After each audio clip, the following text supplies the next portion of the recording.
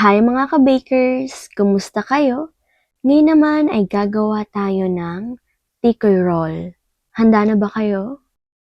Ang mga kailangan natin ay glutinous flour 1 cup, all-purpose flour 1/2 cup, sugar 1/4 cup, asin 1/4 teaspoon, fresh milk kalahating can, tubig 1/4 cup.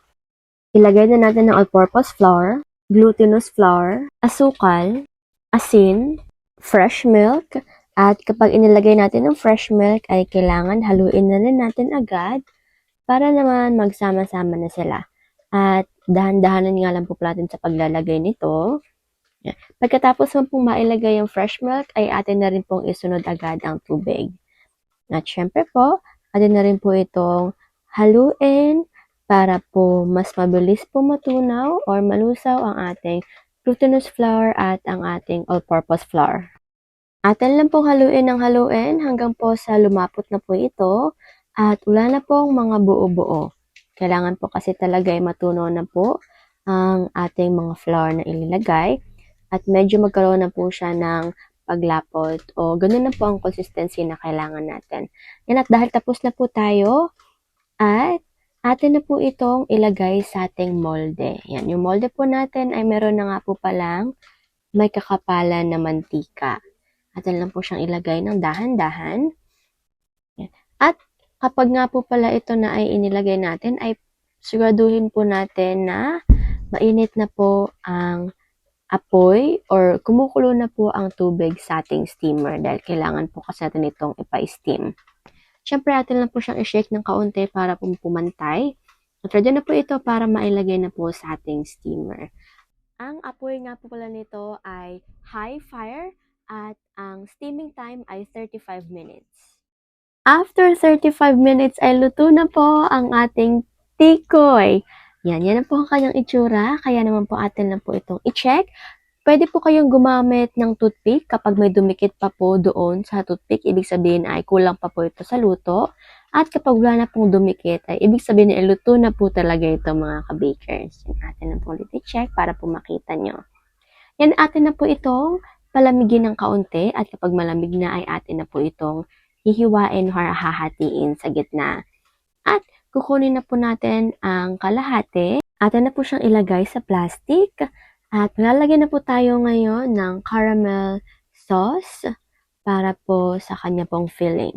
Nagamit lang po tayo ng caramel at ito nga po pala ay 1 kutsara lamang ang aming inilagay para po hindi naman po siya nakakasawa at saktong-sakto lang po ang kanyang lasa. At after po nun ay atin na po itong papaikutin gamit po ang ating plastic. Ayan. Ang ganda na naman po niya. Anyways, gawin lang po natin ito. At mag-ready na po tayo ng ating peanut na dinurog. Yan. Atin lang po siyang durugin ng maayos. Or kung di naman po kaya, kahit naman po yung medyo durog na lang. At kukunin na po natin ang ating mga tikoy roll. Tatanggalin na po natin ito sa plastic. Yan. Yan na po ang kanyang itsura kapag tinanggal. Hati na po itong hahatiin sa gitna or depende na naman po sa inyo kung gaano po yung hati na gusto nyo. At atin na po itong ipapaikot sa ating peanut. Lagyan lang din po natin pati po ang mga gilid nito. Atin lang po itong ilagay sa ating lalagyanan na naisin. Kaya naman, maglalagay din po tayo ng caramel sauce sa taas para po mas lalo pa po siyang sumarap. Nakadepende na rin naman po sa inyo kung gaano po karami ang gusto nyong ilagay. Kaya naman, eto na nga po mga ka-bakers, presenting ang ating finished product.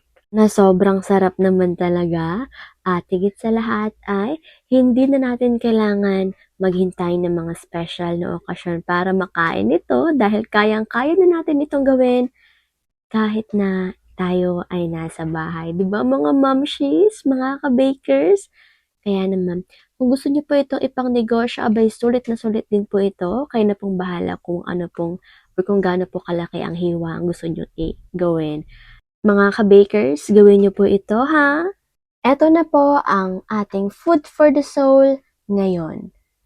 Jeremiah 17:9-10, ang puso ng tao ay mandaraya higit sa lahat at lubos na masama. Sino ang nakakaalam kung gaano ito kasama? Pero ako, ang Panginoon, alam ko ang puso at isip ng tao.